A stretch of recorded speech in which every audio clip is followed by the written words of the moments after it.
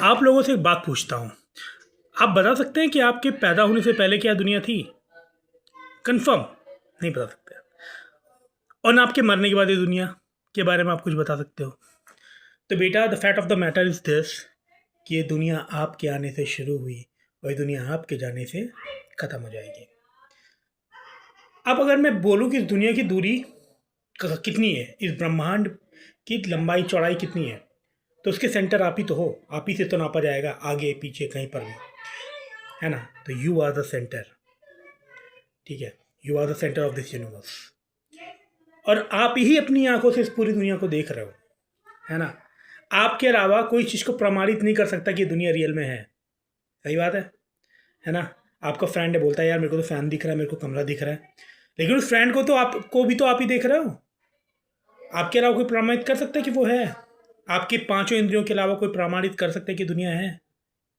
नहीं।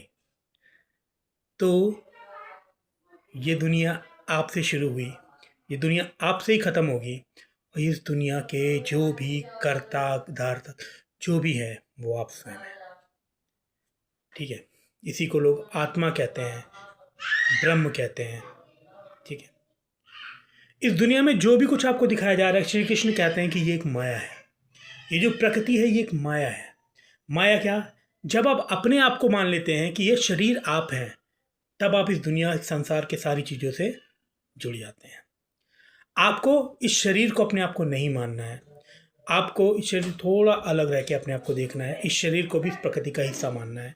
मेरा पिछले वीडियो देखिए, उसमें मैंने आपको बता रखा है कि बॉडी क्या है, शरीर क्या है, प्रकृति क्या है।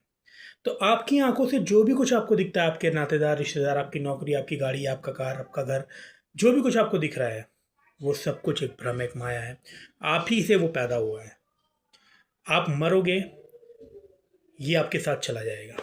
आप आए उससे पहले कुछ भी नहीं था, ना आपके माँ बाप थे, ना ये दुनिया थी, ना ही संसार से कुछ नहीं था। आप ही ने इस चीज़ को इमेजिन करके बना दिया है। कृष्ण भगवान इसी माया में छुपे रहते हैं, आप इसी माया में छुपे हुए हैं।